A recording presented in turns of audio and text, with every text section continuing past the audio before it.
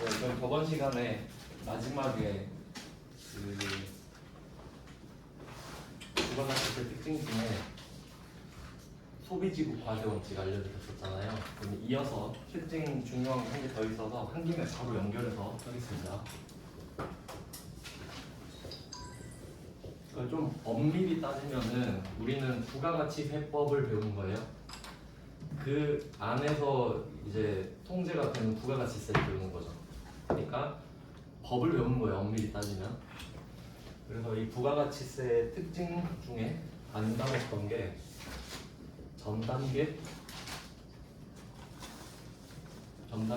거래세액, 매입세액 공제죠. 매입세액 공제. 이것도 말문제로 좀 나옵니다. 한번 해석해 볼게요.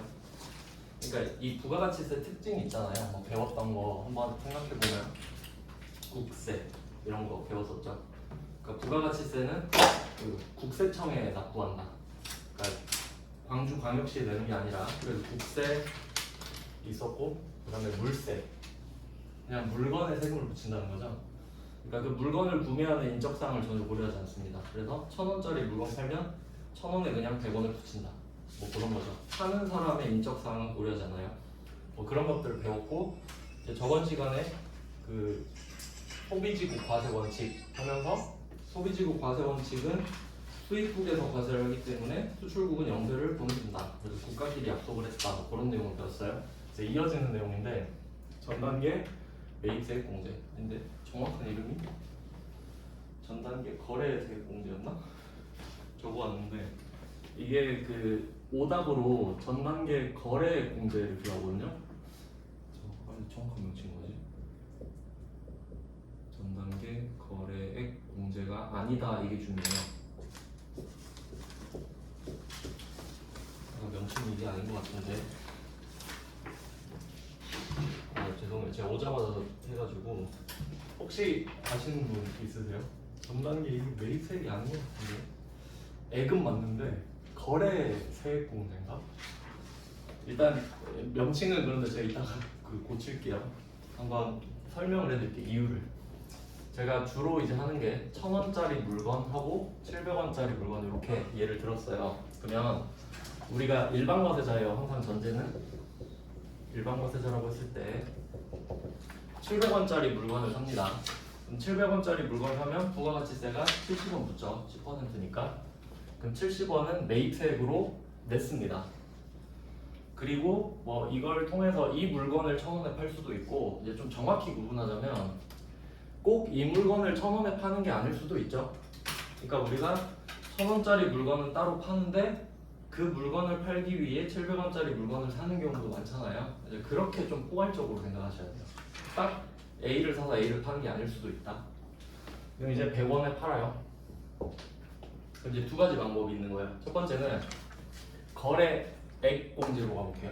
거래액, 이거 오답이래요. 부가가치세는 이걸 하지 않는다는 소리예요. 근데 오답으로 나오니까 설명해 드립니다. 거래액은 1,000원 그리고 700원입니다. 맞죠? 그러니까 거래액은 공급가액을 말하는 거예요. 그 물건의 가격. 그러면 1,000원, 700원 이렇게 되는 겁니다. 그럼 이렇게 퉁쳐요. 1,000원에서 700원을 뺀다. 왜냐면 700원에 사서 1,000원에 팔았으니까. 그럼 차액이 300원이잖아요. 여기다가 10%를 곱하는 게 거래액 공제법이에요. 거래액. 그럼 이제 세액 공제로 갈게요. 세액은 내가 1,000원짜리 물건을 팔면 그 1,000원에 세율을 곱하고, 여기서 중요한 거는 1,000원에다가 10%를 곱하는 게 아니에요. 세율을 곱해요. 이유를 한번 생각해 볼까요? 왜 10%라고 안 할까요? 제가 생각할게요. 수출할 수도 있잖아. 우리가 이 A라는 물건을 1,000원에 국내에다 팔 수도 있고 수출할 수도 있잖아요. 그러면 이 1,000원짜리 물건을 국내에 팔면 10% 과세 하죠? 그러니까 1,000원짜리를 1,100원에 팔아서 100원을 걷어서 세무서에 납부하죠. 그럼 이걸 수출하면 안 걷고 안 내죠. 그러니까 세율 이렇게 가고, 그 다음에 우리가 또 샀잖아요. 700원짜리 물건. 근데 우린 일반 과세자죠. 그러니까 좀 정확하게 가면은 과세표준은 공급가액이고 공급가액의 세율을 곱한 다음에 거기서 매입세액을 빼는 거예요. 매입세액. 그러니까 매입액의 10%를 곱하는 게 아니에요 원래. 왜냐하면 되는 게 있고 안 되는 게 있기 때문에 되는 것만 모아놓은 걸 매입세액이라고 그러죠. 그것만 빼는 개념이에요. 정확하게 말하면. 그래서 이렇게 되는 겁니다. 그럼 여기서 매입세액은 70원이 되겠죠. 700원에서 된다고 이제 쳤을 때, 그럼 이때는 국내로 해야 지금 상황이 맞거든요. 그럼 국내에 팔았다고 하면 10% 적용하면 100원이 되겠죠. 그럼 결과를 한번 따져볼게요. 위쪽은 당연히 30원이에요. 아래쪽은 일단 10%라고 가정을 하면 30원이죠. 근데 이제 여러분은 부가가치세를 좀 배우셨으니까 똑같지 않다는 거 아시죠? 이게 똑같나요? 아니죠. 수출하면 다르죠? 수출을 해볼게요. 수출하면 1,000원짜리의 세율을 0% 곱하죠. 그럼 빵원이죠. 빵원. 빵원 마이너스 70원. 그럼 어떻게 돼요? 결과 70원을 환급받지. 이렇게 되는 거잖아요. 그러니까 거래공제법을 안 쓰는 이유 아시겠나요? 영세율의 특징을 못 살리잖아. 그러니까 이게 부가가치세 특징을 보면요, 특징을 정해놓고 이렇게 흘러가는 게 아니라 이 왁구가 있잖아요. 부가가치세 왁구. 이 왁구를 맞추다 보니 특징들이 나온 겁니다. 그럼 저번 시간에 배웠던 거 연결해보면 소비지구 과세 원칙이 있었죠. 그러면 소비지국은 수입국. 수입국에서 과세를 하니까 자연스럽게 수출국은 영세율 적용이 되죠. 그래야 서로 사이가 안 나빠진다 그랬어요. 그럼 수출국은 어쩔 수 없이 0% 세율을 적용을 해준다. 그러니까 엄밀히 따지면 0%도 과세가 맞아요. 근데 실무에선 편의상 10%만 과세라고 하는 거예요. 0%는 0%라 하고. 아시겠죠? 왜냐면 두 번 말하기 싫으니까 그래요. 그럼 이렇게 정리가 됐는데, 그럼 이 특징이 나왔죠 지금. 이거 되게 중요한 겁니다. 왜냐면 이게 그 법이 제대로 안 갖춰지면요, 국가 간의 망신이죠. 교류가 아예 안 돼버릴 수 있죠. 수입 수출이 되게 중요한 사실인데, 그럼 얘를 살려줘야 되잖아요. 수출국 0%를. 그러니까 이 특징을 살리려면 이 방법을 쓰면 안 되는 거예요. 아무 의미가 없잖아요. 만든 이유가 없잖아. 그러니까 얘를 살려줘야 되니까 0%일 수도 있지 않냐 얘가. 그러니까 매출세액, 매입세액을 따로따로 하자. 10%죠. 아, 0%. 고맙습니다. 이럴 수도 있지 않냐. 그럼 얘 살려줘야 되니까 따로따로 해라. 그러니까 거래액 공제는 5다. 이걸 몰라서 틀리는 게 아니라요, 시험장 가서 대충 훑어보잖아요. 그럼 뭐 전 단계 거래 세액 공제인지 거래액 공제인지 똑같아 보여요. 아마 거래 세액 공제인 것 같다.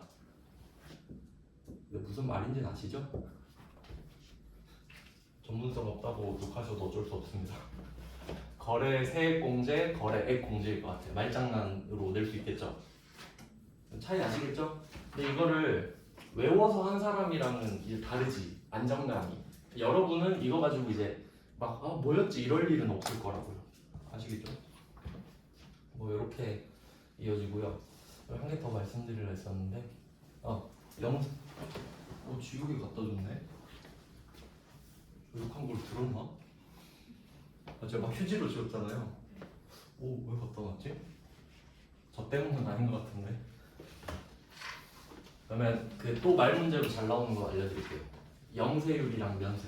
이거 진짜 시험에 잘 나옵니다. 그러니까 물론 말 문제 비중이 좀 적긴 하잖아요. 30점이니까 2점짜리 15개긴 한데, 근데 여러분은 소중한 거 아시죠? 합격해도 70점, 71점 이렇게 합격합니다 보통. 그러니까 2점짜리도 이제 무시하면 안 돼요. 여러분 세무 2급에서는. 그래서 영세율이랑 면세를 비교하는 건 한 문제가 나온다고 생각하시는 게 편해요. 그러니까 영세율이 하나 나오든 면세가 하나 나오든 비교하는 게 하나 나오든 어떻게든 한 문제 나옵니다. 왜냐면 문제 내기가 너무 좋아서. 한번 볼게요. 그러면 취지를 물어볼 수 있거든요. 영세율이랑 면세 물어볼 수 있겠죠. 이거 왜 만들었게 이렇게 물어볼 수 있는 거예요. 영세율은 방금 배웠죠. 영세율 왜 만들었니 하면 우리가 만들고 싶어서 만든 게 절대 아니고 국가 간의 수입 수출을 하다 보니 저번 시간에 했었죠? 충돌이 생기더라. 그럼 충돌을 안 생기게 하려면, 왜냐면 나라마다 부가가치세율이 다 달랐죠.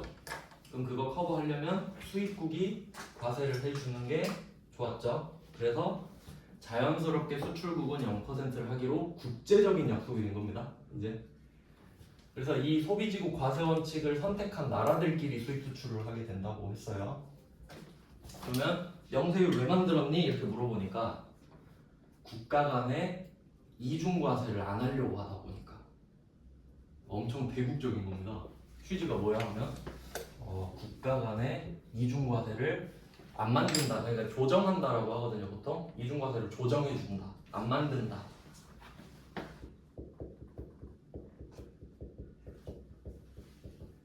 이렇게 나와줍니다.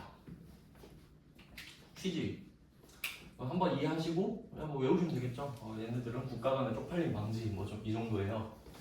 그리고 이제 말장난으로 정말 잘 나오는 게 있는데 좀 엄밀히 따지면 영세율은 퍼센테이지죠. 너 몇 퍼센트 세금 부과할래? 0%요. 이게 답이에요. 근데 면세는 뭐냐면 제도예요. 그러니까 부가가치세를 면제해주는 게 면세잖아요. 제도로서 그렇게 하거든요. 그러니까 부가가치세법에 열거해 놔요. 열거. 면세 항목 이렇게 해가지고 A, B, C 점점점 이렇게 해요. 그러면 제도로서 네가 혹시 A 물건 팔고 싶어? 네, 그럼 넌 면세사업자야. 이렇게 정해버리는 겁니다. B 팔고 싶어? 네, 그럼 너 면세사업자야. 이런 식으로 제도로 통제를 한다는 거지. 이해하시겠죠? 그러니까 엄밀히 따지면 그래요. 대칭적인 구조는 아닌 건데 약간 사람들이 배울 때 비슷하게 느끼기 때문에 붙여놓는 거야 그냥. 근데 전혀 다른 애들입니다. 둘은 되게 어색해요 지금. 그러면 특징, 영세율 특징 이거 진짜 중요합니다. 완전 면세제도입니다. 완전 면세. 제가 쓰고 나서 한번 다시 볼게요.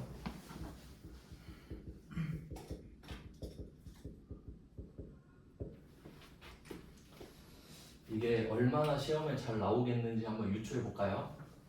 제가 오답으로 한번 문제 내볼게요. 면세제도는 완전 면세제도이다. 되게 좋은 말 같죠? 면세는 면세라잖아요. 그럼 찍는 거예요. 근데 영세율이 완전 면세입니다. 그럼 이게 어떤 느낌인지 볼게요. 이제 정확히 설명해 드릴 수 있는데 그냥 여러분 약간 그 왁구만 느낌만 이해해 보겠습니다. 아까 700원, 1000원 이렇게 말씀드렸죠. 그러면 우리가 수출을 할 때 상황을 볼게요. 그럼 1000원짜리 물건 팔 때 원래는 1000원짜리 물건을 팔면서 국내에 팔 때는 1100원을 걷어서 100원을 보관하다가 납부까지 해야 되는 굉장히 귀찮은 절차가 있죠. 그러니까 이게 물론 내야 된다는 사실도 잘 모르시지만 이걸 엄밀히 따지면 보관하다가 납부할 의무까지 있는 거예요. 그러니까 되게 귀찮은 의무거든요 사실. 근데 영세율은 어때요? 내가 이걸 수출을 한다는 이유로 저 국 외에 있는 거래처한테 부가세를 요구하지 않아도 되죠. 얼마나 편해. 안 걷어도 되니까 한번 좋은 거예요. 그러면 우리가 거래라는 게 살 때 팔 때밖에 없잖아요. 그럼 일단 팔 때는 좋죠.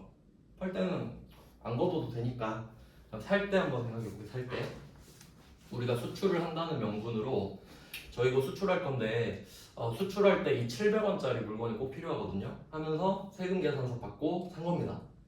그러면 국세청은 그래 뭐 너도 일반 과세자니까 공제해줘야지. 70원 공제받죠. 그러면 이 일반 과세자가 수출을 해서 영세율을 적용받으면 팔 때도 좋죠. 살 때도 좋죠. 완전 좋죠. 완전 면세. 그 정도로 받아들이시면 충분할 것 같아요. 아시겠나요? 방향이 두 개밖에 없다예요. 그래서 그 이어지는 게 전 단계 거래세 공제잖아요. 그러니까 이것도 말장난인 게 방금 말씀드린 대로 거래는 두 개밖에 없어요. 사는 거 파는 거밖에 없는 거예요. 거래는. 그러면 전 단계는 파는 거일 리가 없지. 왜냐면 부가가치세 과세표준 기억나세요?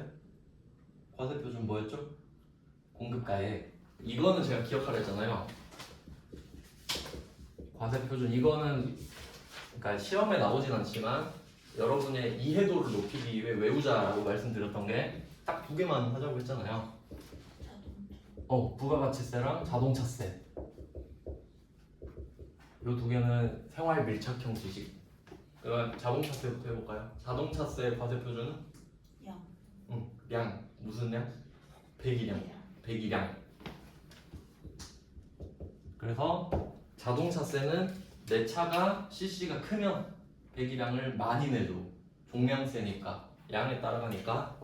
근데 부가가치세는 내가 파는 물건이 많으면 비싼가요? 아니지. 그냥 내가 파는 물건이 1,000원이면 100원, 10,000원이면 1,000원 가격에 붙죠. 그래서 부가가치세는 과세표준이 내가 공급하는 물건의 가격. 혹시 제 거에서 소리 아니에요? 기대하는 그렇게 할 줄 몰랐어. 알겠습니다. 혹시 제 건가 해가지고. 자, 그럼 이렇게 구분 되시나요? 즉 다시 이제 정리하면 우리가 부가가치세를 어디다가 내냐 하면 내가 파는 물건 가격이죠. 그러면 팔아야 부가가치세를 걷어서 낼 의무가 생기잖아요. 그러면 그 전 단계는 매입일 수밖에 없지. 그러니까 매입 세액공제라고 안 하고 전 단계 거래 세액공제라고 하는 거예요.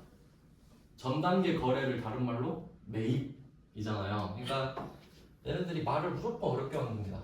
공부하라고. 모르는 사람 못 들어오게. 그러니까 무조건 어려운 말 씁니다, 진짜로. 그러니까 여러분은 이거 보고 무슨 생각하면 돼요? 전 단계 거래 보고 매입? 오케이 하고 넘어가면 돼요. 그럼 모르는 사람은 이게 뭐대요, 세무사님? 맨날 이런 거지. 그래서 전 단계 거래 세액 공제는 매입 세액 공제다. 이렇게 돼요. 진짜 네. 원래 이렇게 공부해야 맞거든요. 요건 이론 쪽에서 하고.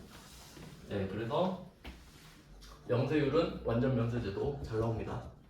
이제 면세 가볼게요. 면세 왜 만들었니? 하면 이거는 좀 취지가 약간 한마디로 정리하기는 어려운데 우리가 생활하면서 필요한 것들 있잖아요. 최소한의 것들 있죠. 최소한의 것들. 대충 한번 나열해 볼게요. 시험에 좀 잘 나오는 거. 음식, 그러니까 쌀이랑 과일, 야채 이런 거 있죠. 그러니까 어떤 느낌이냐면 우리가 막 돈 많으면 맨날 밥 사 먹을 수 있죠. 배민시키고 외식하고 그럴 수 있죠. 근데 내가 자취생이야, 돈이 없어, 타지 나와가지고 그럼 맨날 외식할 수가 없잖아요. 그러면 쌀이랑 사다가 밥 해먹고 야채 내가 다듬어 해먹고 그래야 되죠. 그러니까 정말 네가 살아갈 때 필요한 최소한의 것들에는 부가가치세를 안 붙여줄게. 그 정도. 그래서 요새 라디오에서 수돗물 광고하던데 수돗물 마시라고. 그럼 그런 광고까지 해야 되나 싶은데 수돗물도 면세입니다. 생수는 과세지, 사치니까. 이해되시죠? 그래서 우리 배웠던 것 중에 버스, 지하철 면세죠? 왜? 출퇴근할 때 그 정도는 타야 되니까. 그런 느낌이에요. 그러니까 그거 말고도 다른 취지도 있어요. 말씀드렸던 금융, 교육, 의료 이것도 대표적인 면세인데 이제 취지가 그거랑 좀 다르죠. 그럼 이제 면세 쪽에서 좀 자세히 다루는데 일단 면세는 좀 느낌을 생활 필수품 정도로 좀 보시면 될 것 같아요. 그러니까 배려죠, 배려.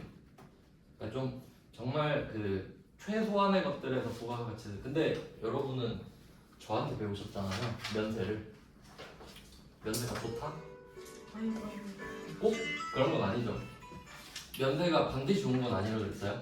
어떤 맹점이 있냐면 면세 사업자는 자기가 물건 산 거에 부가가치세를 공제를 못 받잖아요. 화풀이를 어디다 한다?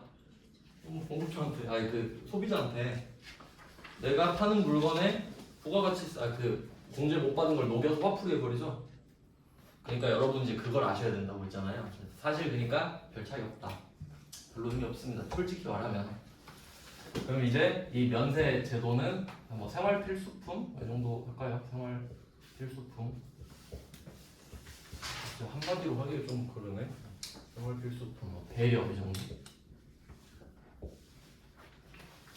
그래서 뭐 사업자 구분할 때 말씀드렸던 것처럼 면세 사업자가 되고 일반 과세자가 되고 그 뭐 자격이 뭐냐 했을 때 그냥 면세 물건을 취급하냐 아니냐죠. 그냥 내가 옛날부터 쌀 장사하고 싶었는데 드디어 쌀을 팔게 됐어. 그러면 면세 사업자죠. 뭐 그런 의미지 뭐 특별하게 구분하는 그런 기준은 없어요. 그럼 이제 면세 사업자로 한번 가볼게요. 이제 또 이것도 중요한 게 면세 사업자는 부가가치 세법상 납세자가 아니죠. 이해되시죠? 그러니까 이것도 좀 개념을 좀 헷갈리실 수 있어서 다시 정리를 좀 해보면 세법을 만드는 이유를 생각해 볼게요. 세법을 왜 만드냐? 세금을 체계적으로 거두려고 세법을 만들죠. 그러니까 세금을 거두려고 만드는 거예요. 그러면 세금 설계를 할 때 가장 먼저 생각할 게 뭐냐면 누구한테 거둘 것인가예요. 누구한테 거둘 것인가. 그러면 저는 그 부가가치세법상 사업자가 아니거든요. 그냥 저는 최종 소비자입니다. 그러면 저는 부가가치세를 납세할 의무가 없어요. 왜냐면 부가가치세를 만들 때 세팅을 이건 사업자가 내세요라고 정해놨기 때문이지. 그래서 이 부가가치세법에서는 납세자가 사업자로 정의되어 있어요. 사업자. 그러니까 이게 전문직이 있는 이유 말장난을 법에다 엄청나게 해놨기 때문이죠. 그러면 이게 법을 하나도 모르는 사람이 접근을 한다고 할게요. 고지고대로. 그럼 부가가치세는 납세자가 사업자구나. 그럼 이제 봤을 때 내가 쌀 장사를 하는데 내가 면세 사업자인 거야. 면세 사업자래. 그러면 나도 사업자니까 부가가치세 납세자 되네. 이렇게 오해할 수 있죠. 근데 이 사업자와 이 사업자가 다르잖아요.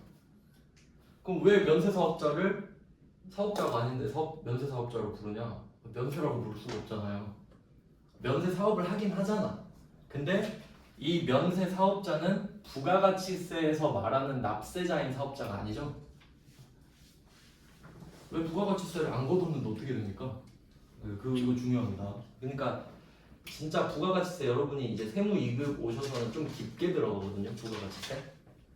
그럼 이제 면세에서 머리가 터져요. 복병이에요, 복병. 그러니까 회계 1급 때는 면세 그냥 면세잖아요. 근데 얘가 사실 제일 어렵다니까요. 그러니까 제가 이것까지 말씀드리지 않았습니까? 면세 사업자면 누구랑 똑같다 이것까지 말 여기서 안 했나? 여기서 했을 텐데. 회계 1급반은 얘기 안 하거든요, 부가가치세. 그래서 그냥 야매로 알려드리는 거 이거 어디 가서 말씀하지 마세요. 나한테 배웠다고 하지 마세요. 근데 여러분 이해하실 때 이거 개꿀이에요, 개꿀. 면세 사업자는 제가 최종 소비자라고 그랬잖아요. 최종 소비자랑 똑같아. 한 번 더 예를 들어드릴게요. 이게 진짜 중요한 겁니다. 이거는 진짜 자격증이 중요한 게 아니라 여러분 살아가실 때 이런 지식이 정확하게 박혀있는 게 더 중요한 거예요. 제가 이런 예를 들었었잖아요. 면세 사업자가 1,000원짜리 물건을 팝니다. 그럼 부가가치세를 걷어요, 안 걷어요? 안 걷죠? 걷어야 할 의무가 면제됐잖아요. 그러면 팔 때는 좋네, 어쨌든 좋죠. 그럼 한 번 좋잖아요, 팔 때. 그럼 이제 살 때 생각해봐, 살 때. 내가 700원짜리 물건을 770원에 산다 그랬죠? 물세니까 상대방은 내가 누군지 관심 없어요. 770원 달라 그래. 그럼 우리는 770원을 냈죠. 그러면 국세청 이제 세무서에 가가지고 저 면세 사업자인데요. 70원 냈는데 돌려주세요. 그러면 뭐라 그래요? 내신 거 있어요? 제가 내실 의무 면제해드렸잖아요. 근데 받으시려고? 잃어버리죠. 그러면 팔 땐 좋았지. 근데 살 땐 어때요? 안 좋잖아요. 그럼 얘는 완전 면세가 아니겠지. 그런 취지라고. 그럼 얘는 불완전 또는 부분 이렇게 가요. 불완전 면세, 부분 면세 이렇게 가는 겁니다.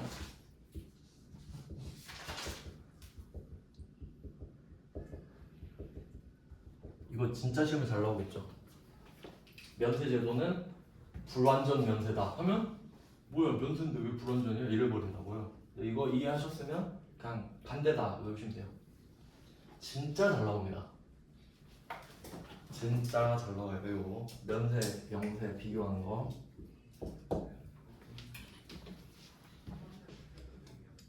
그러면 이제 다시 이쪽으로 돌아와가지고 면세사업자 보셨죠? 팔 때는 좋았어. 부가가치세 안 걷으니까.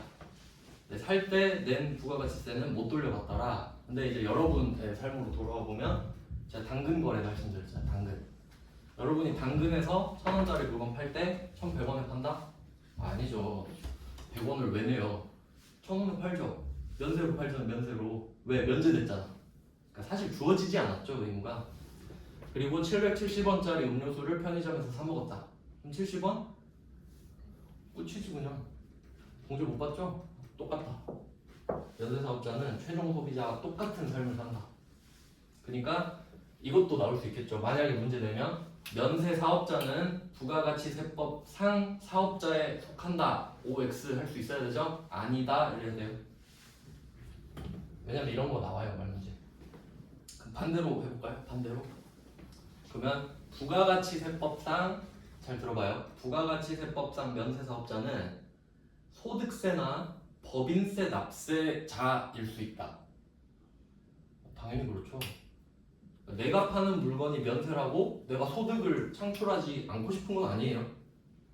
내가 이 쌀 팔아서 돈을 벌고 싶잖아요. 그러면 내가 개인이면 소득세 내고 법인이면 법인세 낸다 그랬죠?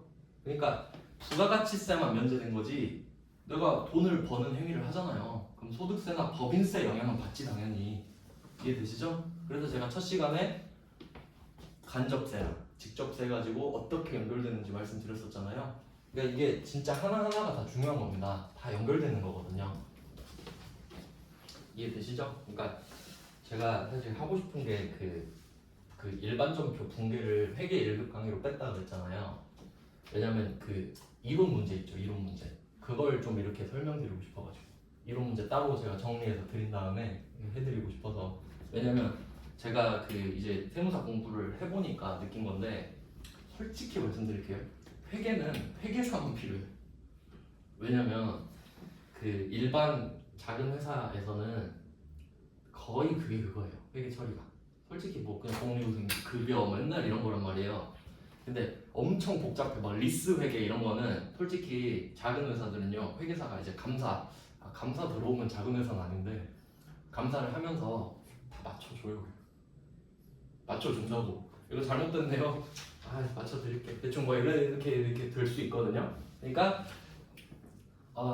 회계는 정말 핵심만 하시면 돼요. 근데 세법이랑 원가가 제 생각에 중요합니다. 딱 그 들었을 때 그러지 않아요? 그러니까 여러분이 깊은 회계를 하실 일은 잘 없다고. 그러니까 저도 세무사를 꿈꾸고 있는데 솔직히 회계 처리를 깊게 하지는 않을 것 같거든요. 제가 지금 공부를 하다 보니까 느낀 건데. 그래서 세법의 중요성을 훨씬 느끼다 보니까 그러니까 이제 포커스를 세법 쪽으로 많이 빼는 거예요. 세무 2급에. 왜냐면 여러분이 자격증뿐만 아니라 좀 실무에 쓰시라고. 그래서 그래요. 이 정도면 써먹을 수 있겠죠? 부가가치세 특징. 그 저번 시간에 했던 거랑 이어서 말씀드린 거예요. 소비지급 과세 원칙. 그리고 원래 뭐 해야 됐죠? 간주 공급을 해야 된다고 하잖아요. 맞죠. 간주 공급 그래서 제가 매입 쪽은 다 했었나요? 지금 시간이 애매하니까 저번 시간에 그 했던 거 한번 복습 간단하게 하고 좀 쉬고 이제 간주 공급 넘어가겠습니다. 아주 중요한 걸 했었죠. 근데 사실 안 중요한 게 없어요. 안 중요한 건 제가 아예 설명을 안 드리기 때문에. 네, 여담으로 좀 말씀드리면 그 한 2주 전인가 그 개강 전에 친구가 연락 와가지고 그 친구들이 저를 그냥 예의상 세무사로 부릅니다. 네, 뭐 하냐 하길래 뭐 어쩌고 저쩌고 한다는데 부가가치세 물어볼 게 있대요. 이제 여러분도 하셔야 되니까 정확한 사례를 지어낸 거 아니에요. 친구 이야기를 해드리겠습니다. 자, 부가가치세 과세 기간. 제 친구는 일반 과세자입니다. 한번 그냥 들어보세요. 시험에 나오지 않더라도 그냥 뭐 이런 일이 있었구나. 부가가치세 과세 기간 아시죠? 1월 1일부터 12월 31일 누구에게나 똑같습니다. 누구에게나 똑같이. 근데 간이과세자는 1년을 통으로 쓰고 일반과세자는 쪼개서 1기, 2기 이렇게 쓴다 그랬죠? 그럼 지금 10월 26일입니다. 그러면 2기죠. 2기 또 절반 쪼개죠? 요 앞에를 예정이라 그러죠? 그럼 지금 7, 8, 9 끝났죠? 그러면 제 친구는 또 개인 사업자거든요. 이것도 아셔야 돼요. 중요한 겁니다. 법인은 예정, 확정, 예정, 확정 4번 신고합니다. 그러니까 내가 신고해요. 왜냐면 법인은 우수하다고 생각하거든요. 너 돈 벌려고 작정한 거 아니냐? 그러면 부가가치세 신고할 줄 아는 애를 뽑든 세무사한테 가서 맡기든 신고 4번 해. 근데 개인은 조금 이제 법인보다는 우수하지 않다고 생각하거든요. 해법 잘 모를 거라 생각해. 그러면 제 친구가 1기 때 이거 이 정도일 줄은 몰랐는데 1기 때 부가세 한 1,000만 원 냈대요. 그럼 소득 유추 가능하죠? 어떻게? 역추적하면 되잖아. 얼마나 남았죠? 형님이라고 부르죠 이제. 형님 잘 지내십니까? 강령하신가요? 이렇게 남은 게 1억이 넘잖아요. 많이 컸다. 오. 근데 이때는 비수기야 비수기. 이때는 그러니까 1,000만 원을 납부했는데 와 진짜 어마어마하네요 생각해보니까. 제 친구들은 저만 빼고 다 잘 나가요. 그러면 이제 예정 때 이때는 좀 쉬었대. 비수기여가지고 뭐 얼마지? 한 부가세 50 나온대요. 근데 개인은 신고를 2번만 하거든요. 1기 때 한 번, 2기 때 한 번. 그럼 예정 때는 어떻게 하냐면 고지를 해줘. 국세청이. 그럼 어떻게 할 것 같아요? 한번 생각해보면 얘가 상반기 6개월에 1,000만 원을 냈잖아요. 그러면 국세청은 이렇게 생각해. 네가 상반기 6개월 동안 1,000을 내지 않았냐. 그러면 내가 이 3개월 거를 이거 반띵해서 보낼게. 500 내라. 날벼락이지 얘는. 500 내세요. 고지가 들어온 거예요. 국세청은 막 너 죽어라 이게 아니죠? 그냥 순진하게 너 상반기 때 1,000만 원 벌었어? 그럼 이번에 3개월 더 한 대충 500 벌었겠지? 이렇게 보내요 그냥. 근데 내 친구는 어때요? 없어. 현금 없어요 지금.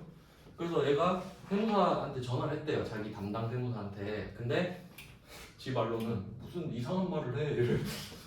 그게 뭐 이렇게 설명해줬지. 원래는 이렇게 고지가 들어오는데 네가 지금 500 내면 손해잖아. 돈 이거 450이 묶이지 않습니까? 그러면 세무사한테 신고해달라 그래. 그러니까 원래 개인 사업자는 예정 때 신고 안 하죠.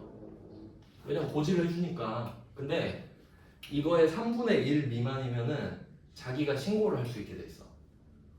신고를 왜 하게 돼 있죠? 나 거지예요 신고하면. 저 500 없어요. 그럼 50을 신고하면 국세청이 그러네요. 그럼 이거 취소. 얼마 내겠어요? 50 내겠지. 그래서 말해줬어요. 그냥 네가 지금 내가 해도 무슨 말인지 모르거든. 그냥 세무사한테 예정 신고 해달라 그래. 다음 날 문자 왔어요. 네 덕분에 400만 원 아꼈다. 내 지분은 답장 없음. 그냥 뭐 이렇게 바로 써먹을 수 있다는 거지. 그러니까 여러분이 막 세무사처럼 직접 막 신고를 해주고 그런 게 아니더라도 이렇게 조언해줄 수 있잖아. 내가 배웠는데 뭐 그런 경우도 있다던데 내가 한번 찾아보고 말해줄게. 이 정도 할 수 있다고. 그러니까 전문가라는 게요. 변호사도 한번 생각해봐요. 법이 몇십 개 있어. 내가 변호사한테 가가지고 제가 이런 상황인데 이거 어떻게 해요? 그럼 대답이 바로 나올 거예요? 그렇지 않지. 제가 그 민법 그 1000몇 조쯤에 있어서 제가 검토해보고 말씀드릴게요. 이게 가능한 게 전문가예요. 그러니까 저도 물어보면 그 어디서 봤는데, 그러니까 이게 전문가라고.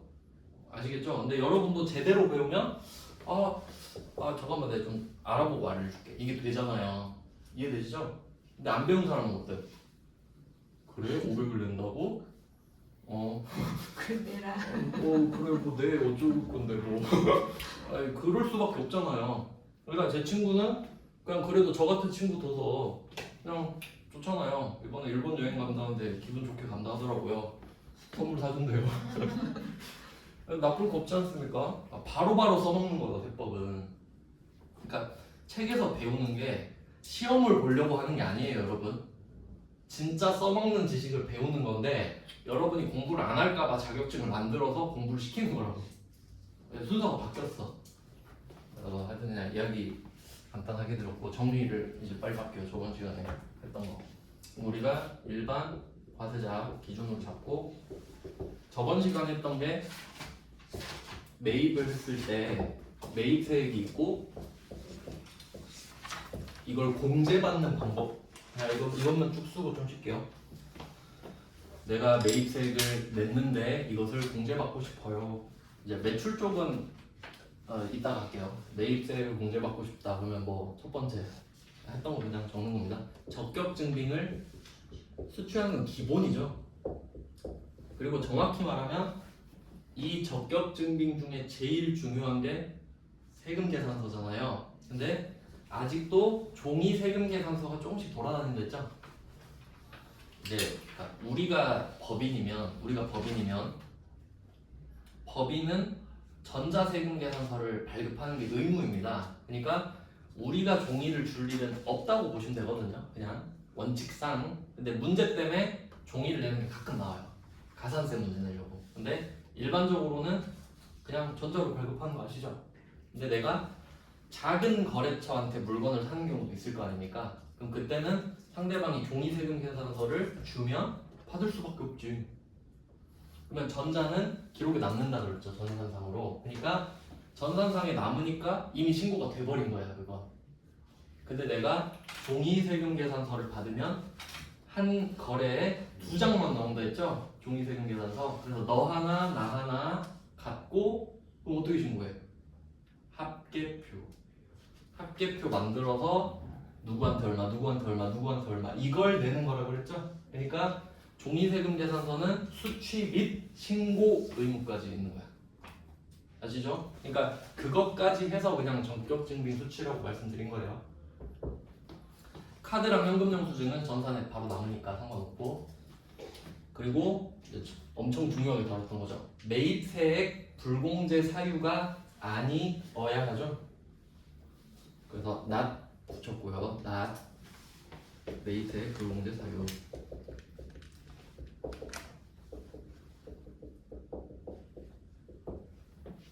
왜냐면 매입세액 불공제 사유에 해당하면 매입세액 불공제가 되니까 이게 아니어야 매입세액 공제를 받지. 공제를 지금 받고 싶은 거니까요.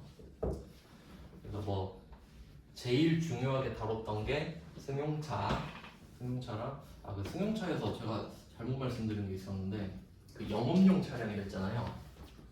제가 생각해 보니까 애매하게 말씀드린 게 있어가지고 제가 농담으로 우리 학원에 저기 멘토들이 영업사원이잖아요. 그럼 그 영업사원한테는 영업이 영업입니다. 그러면 저는 지금 강의하고 있잖아요. 저는 강의가 영업이에요. 그러니까 여기서 이 영업은 생업으로 해석하세요. 생업. 그러니까 이런 걸 어디 가서 말씀하시지 말고 좀 부끄러우니까. 근데 이해하실 땐 편하실 거다. 그럼 한번 예를 들어봅시다. 그럼 우리 학원의 멘토는 영업이 영업이고 저는 강의가 영업입니다. 그러면 멘토랑 저한테 차가 없으면 영업을 못 하는지 생각해 보세요. 그건 아니죠. 불편하겠지 그냥. 그러면 제가 출퇴근용으로 타는 차는 비영업용 차량입니다. 알겠죠? 그럼 제가 우기는 거야. 내가 이 차 이름을 영업용으로 바꾼 거예요. 차 이름을 그냥 영업용으로. 그럼 영업용 차량인가요? 아니요. 이미 정해졌다고. 그래서 시험 볼 때 팁을 알려드릴게요. 시험 볼 때 여러분은 제조업 및 유통업으로 나와요. 그러니까 시험 보실 때. 시험 볼 때는요. 그러면 이 업종 보세요. 제조는 만들어 파는 게 영업이죠. 유통업은 떼다 파는 게 영업이죠. 차 없으면 영업을 못해요. 근데 이거 오해하실 수 있어요. 이렇게 생각할 수 있잖아. 아니 유통업은 그 화물차로 짐을 날라야 유통을 할 거 아닙니까? 지게로 할 수는 있잖아요. 할 수는 있잖아요. 근데 여기서 영업은 뭐죠? 택시 같은 거. 택시는 차가 없으면 돈을 못 벌지 않습니까? 근데 유통업은 차가 없으면 굉장히 어려울 뿐이지 불가능합니까? 그건 아니라고요. 그렇게 타이트하게 가셔야 된다 했죠? 그러니까 여기에 해당되는 영업용 차량이 뭐 렌터카 이런 거 말했잖아요. 그래서 이거 진짜 중요합니다. 맨날 헷갈려요, 맨날. 그래서 결론. 우리는 제조업, 유통업인데 차 샀다. 그럼 뭐예요? 그냥 비영업용 당첨이야 그냥. 그래서 문제에서 말장난 치는 게 우리 회사가 차 한 대 뽑았어. 그런데 그게 업무용이지 뭐야? 이렇게 된다 했죠. 그럼 우리는 뭔 상관 비영업용 하고 끝이죠. 이미 비영업용으로 확정된 겁니다. 그 뒤로 절대 바뀌지 않고 예외가 있다면 승합차, 화물차, 경차였지. 예외. 네, 그렇게 정리를 하셔야 됩니다. 그리고 토지도 중요했죠. 토지. 그리고 이제 세 번째가 세무 이급 약간 고유의 범위라고 보실 수 있는데 그 세금 계산서를 발급할 수 없는 사업자가 아니어야 되죠. 그러니까 우리가 지금 공급을 받는 입장인데 우리가 지금 공급을 받고 있는데 상대방이 나한테 뭔가를 공급하잖아요. 물건이든 용역이든 그러면 상대방, 이거 공급자는 상대방이죠. 공급자가 세금 계산서 TI 세금 계산서 발급 불가 업종이 또 나 빼먹었다. 죄송해요. 아니어야지. 발급 불가 업종이 아니어야 한다. 그리고 이것도 뭐 말씀은 드렸는데 생각해 보니까 그 뭐 수의사는 그렇게 시험에 낼 수가 없을 것 같아요. 그러니까 법인카드로 그러니까 만약에 이걸 문제를 내려고 하면 어떻게 해야 되냐면 우리 대표이사님의 반려견이 있어. 근데 그 걔가 아파. 그래가지고 동물병원에 데려갔어. 법카를 긁는 거예요. 그 문제 내겠어요? 안 낼 것 같지. 그러니까 좀 문제 내긴 좀 그렇다. 그래서 중요한 거는 그 전세버스 뭐 그런 거 있죠. 그런 거 위주로 보시면 될 것 같고 어차피 또 나오면 또 설명드리거든요. 뒤에서 또 자세히 배워요. 그래서 우린 이거를 뚫고 지나가야 된다.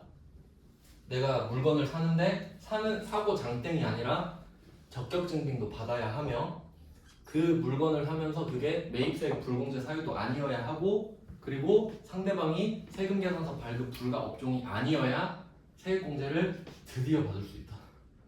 근데 매출 쪽은 어땠죠? 그냥 내세요. 그러니까 과세표준이 공급 가액이잖아요. 근데 조금 열어준 게 면세는 됐고 0%는 0 이렇게 빼주는 거예요. 근데 나머지는 다 10%가 원칙인 거죠. 네, 이렇게 해서 오늘은 이제 좀 쉬는 시간 줄여야 돼서 10분까지 쉬시고 10시 10분에 다시 시작하겠습니다.